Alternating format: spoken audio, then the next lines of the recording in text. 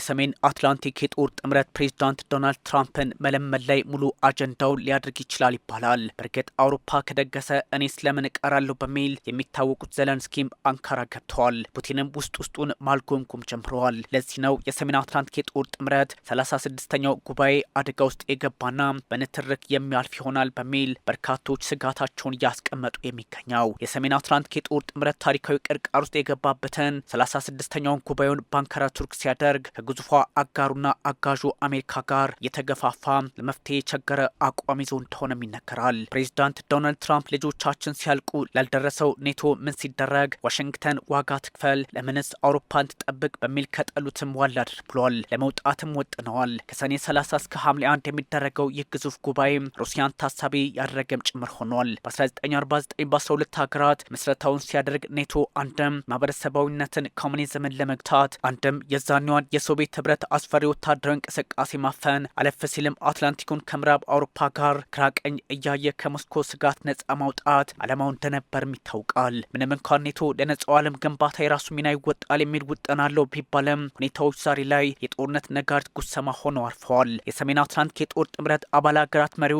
በአንካራ ቱርክ ሲገኙም እንዲህ አይነቱን የአመሰራረቱን ዓላማ ይዘው ነው ለማለት የሚያስደፍር ቢሆንም ዛሬ ላይ ግን ልዩነቱ እንደ ትላንቱ በአንድነት ላይ የቆመ እንዳልሆነ በርካታ ማሳያዎች ይወጣሉ። በአሜሪካና በአውሮፓ መካከል ያለው ልዩነት ማርገብ አባላቱ ለመከላከያቸው የሚያወጡትን ወጪ ማዕከል ለዩክሬን ድጋፍ ማድረግን ዓላማ ያደረገ ጉባኤ እንደሆነም ይነገራል። ለዚህም ነው ሞስኮ ወትሮውንም ኔቶ ዓላማው ከዚህ አይሻገርም በሚል በፕሬዝዳንቷ ቭላዲሚር ፑቲን በኩል ድምጿን አሉታዊ አድርጋ ማሰማት ላይ ያተኮረችው። በዚህ ሳምንቱ የኔቶ ጉባኤ ከዩክሬን እስከ ኢራን ያለው ዓለም አቀፋዊ ውጥረት ትኩረትም ይደረግበታል።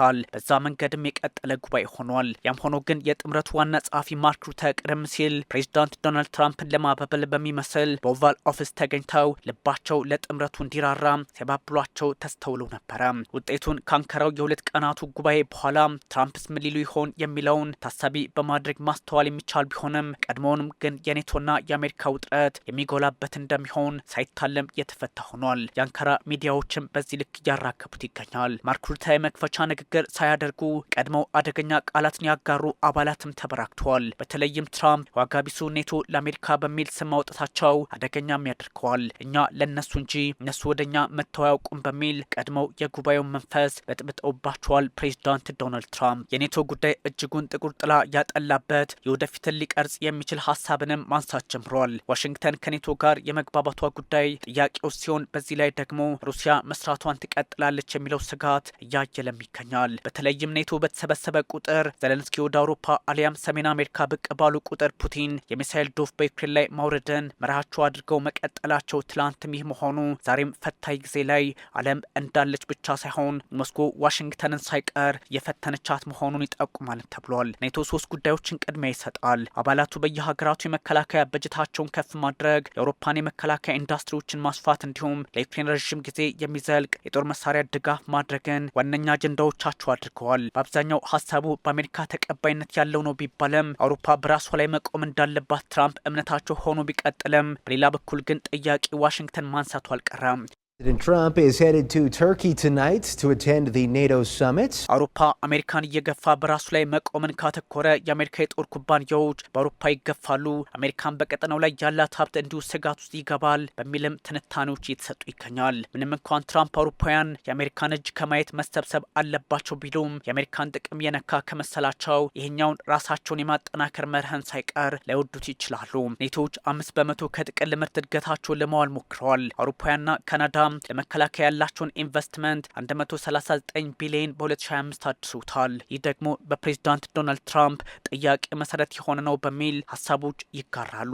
ትራምፕ ግንቦት 1 ላይ የሰጡት ከኔቶ እንውጣለን ሀሳብ ደግሞ ይህን አይነቱን አካሄድ ገደል ከቱታል። ፔንታጎንም ሳይቀር ከአውሮፓ የጦር መሳሪያን ማንቀሳቀስ፣ ወታደሮችን ማስወጣትንም ይፋ አድርገዋል። ትራምፕ ከሰሜን አትላንቲክ የጦር ጥምረት መውጣትን ደጋግመው ቢያነሱትም በቀላሉ ይሁንታን ያገኛሉ ማለት ግን አዳጋች ነው። በእሳቸው ፍላጎት ብቻ የሚሆን እንዳልሆነ ደግሞ በርካታ ማሳያዎች አሉ። ቢያንስ ከአሜሪካ የላይኛው ወይንም የህግ መወሰኛ ምክር ቤቱ ሴኔት 2/3 ድምጽ ማግኘት ይጠበቅባቸዋል። ኮንግረሱም ጣልቃ ይገባል። በዚህም የመውጣት እድላቸው አናሳ ይሆናል። በሪፐብሊካኖችም ሆነ በዲሞክራቶች ከኔቶ መውጣትን እንደ ነውር የሚቆጥሩ ከፍተኛ ቁጥር ያላቸው አባላት መገኘታቸውም የትራምፕ ሀሳብ ከመግለጫ ላይ ሻገር እንደሚችልም በተደጋጋሚ ይነገራል። በዛ ላይ አሜሪካ ከጥቂት ወራት በኋላ የምታደርገው የአጋማሽ ዘመን ምርጫ በራሱ የህዝብ ድምጽ ለማግኘት ትራምፕ እንዲህ አይነቱን አካሄዳቸው ሊለውጡት ይችላሉ።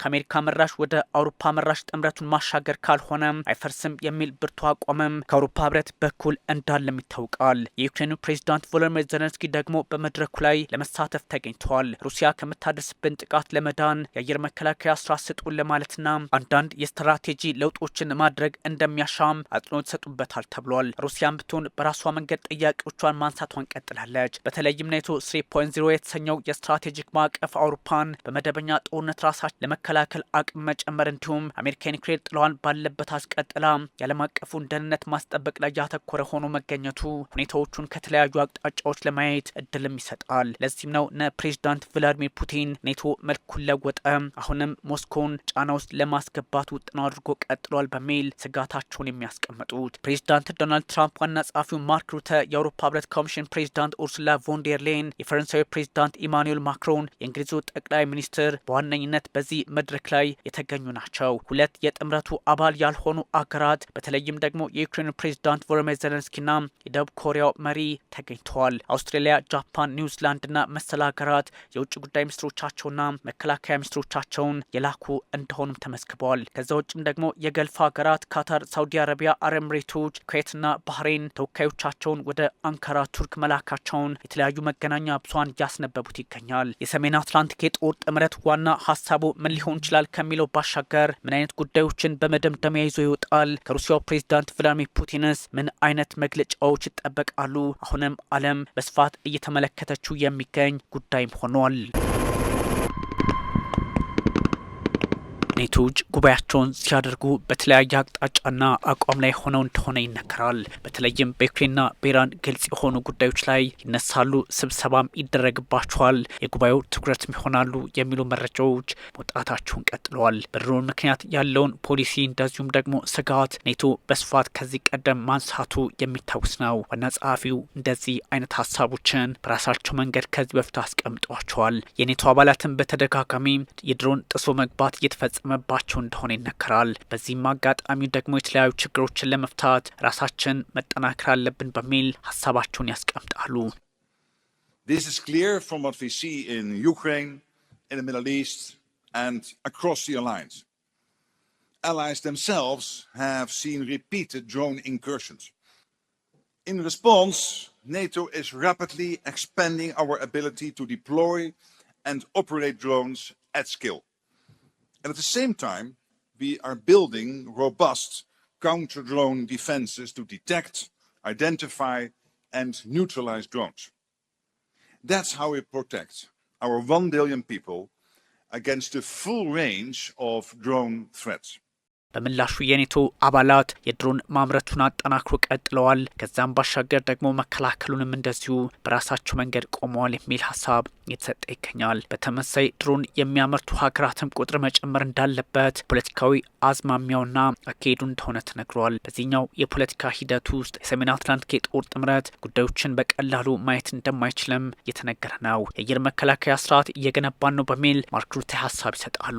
የማርክ ሩተ ሀሳብ ብቻ ሳይሆን ነገሮች እዚህም እዛም መልካቸውን መቀየራቸውን የሚጠቁም አንዳች ጉዳይ እንዳለ ፍንጭ ሰጭ አድርጎታል። እየተጓዘን ህዝባችንን እንደዛ መጠበቅ አለብን፣ ወደፊት የተራመድን ችግሮችን መፍትሄ መስጠት ይጠበቅብናል በሚል አቋማቸው ከሆነም እንደዚሁ ወለድ ብሏል። የድሮን ስጋትን ለመቀነስም እንሰራለን በሚል ኔቶዎች ሀሳባቸውን እያስቀመጡ ይገኛል። በሚቀጥሉት 5 ዓመታት የድሮን ስጋትን ለመመጠንና ወይም ደግሞ ለማስቀረት $40 ቢሊዮን መመደቡም በይፋ ተቀምጧል። ትክክለኛው ሰው ወይም ደግሞ ባለሙያ ድሮኖችን እንዲያንቀሳቀስም ተመድቧል ነው ጉዳዩ። ለዚህ አይነቶቹ አጋጣሚዎች ደግሞ የተለያዩ ችግሮችን በተለያየ አቅጣጫና መንገድ እንደ ሁኔታው ሊፈጥሩ ይችላሉ የሚል ፖለቲካዊ ስጋት ያለባቸውም ቁጥራቸው እጅጉን የተበራከተ ሆኗል።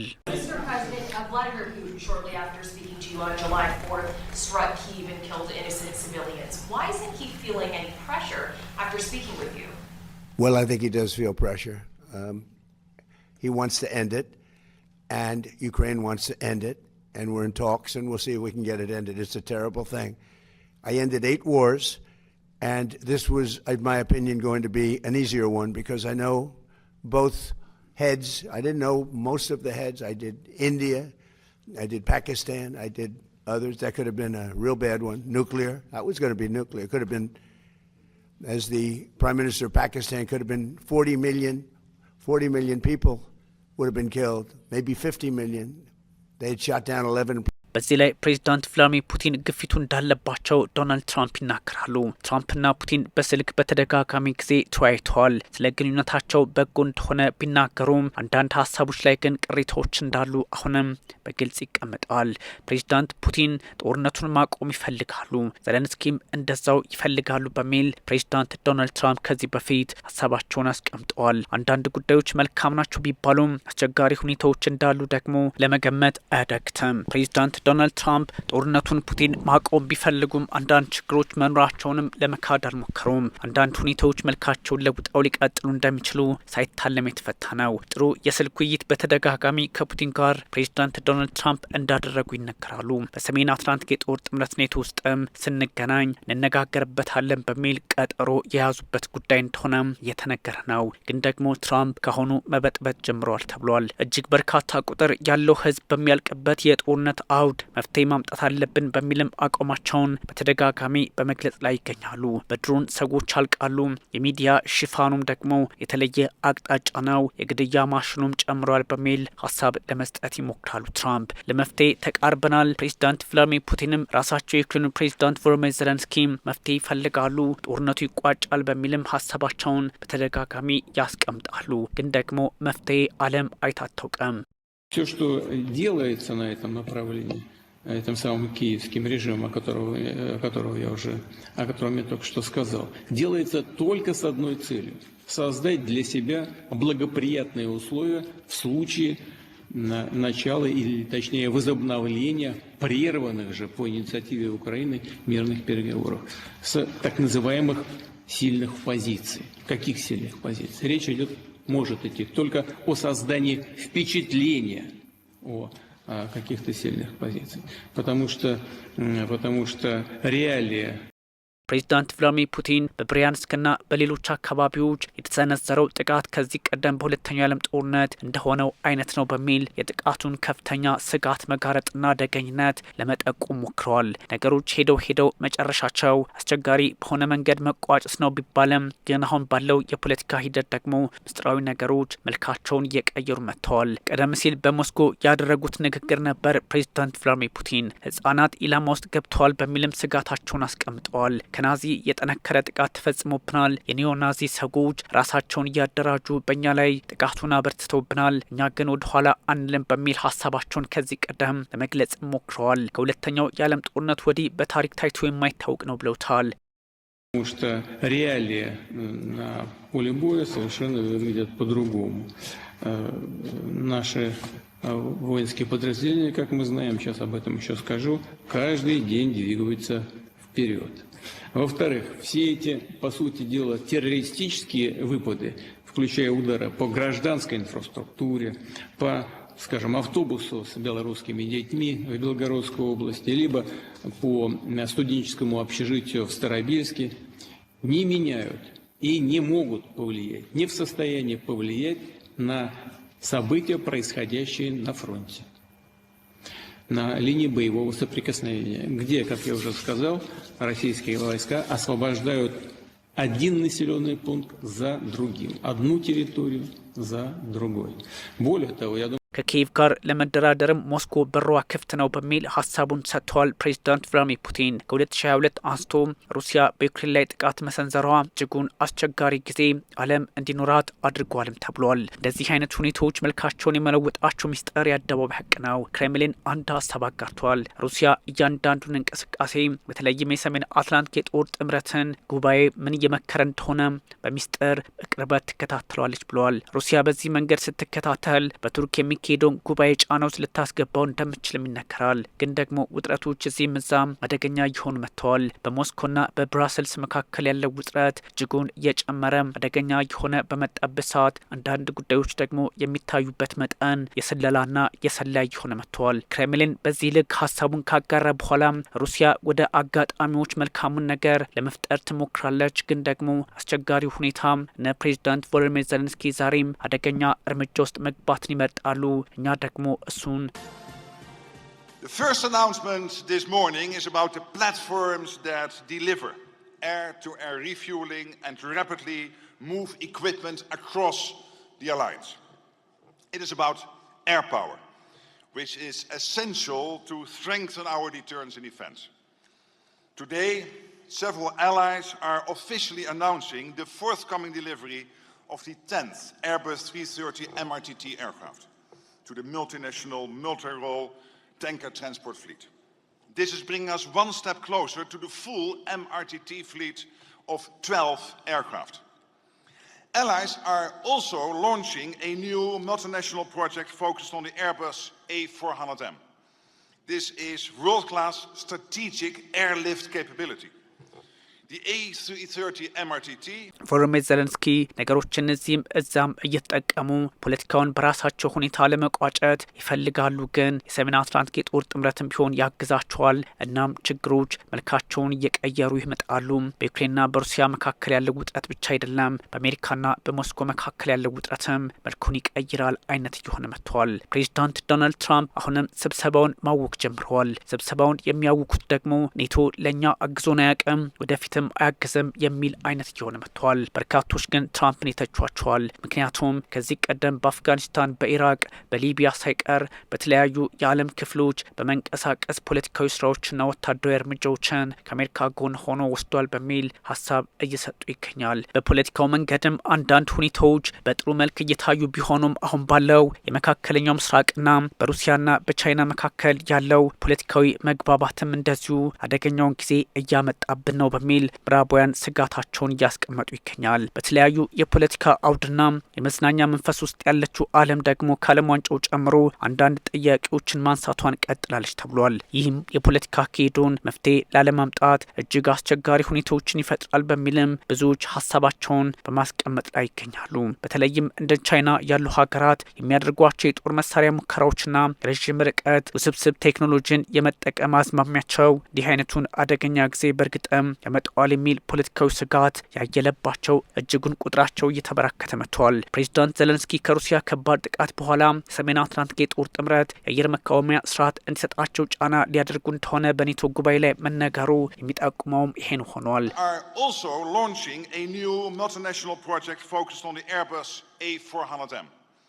This is world-class strategic airlift capability. The A330 MRTT and the A400 will provide the alliance with two highly capable multinational fleets.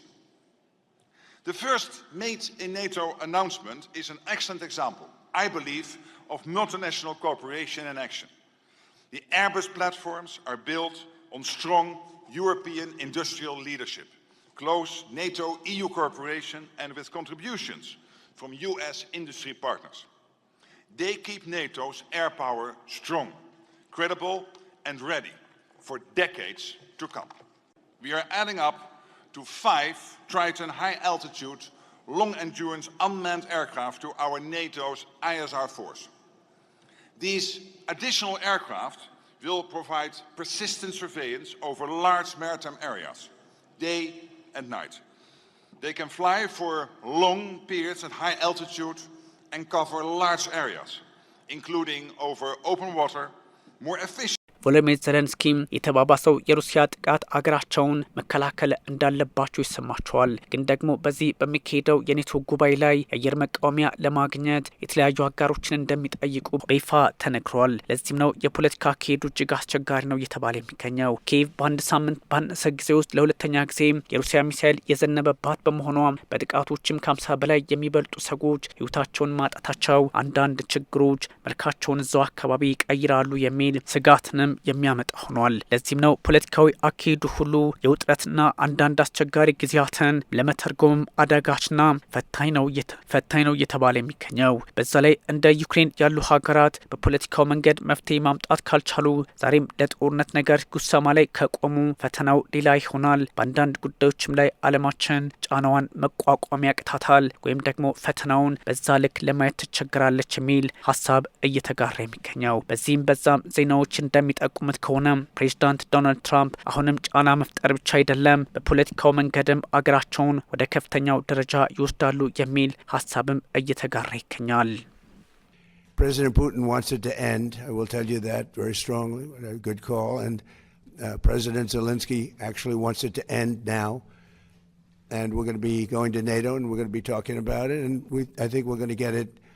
I think we're going to get it ended. It's been a terrible situation. Think of this: 25,000 people 2 months ago. 25,000 people were killed. 1 month, soldiers. Last month set the record. 36,000 people were killed in 1 month. Young soldiers, they go off to war and they're dead before the first weekends. It's drone technology.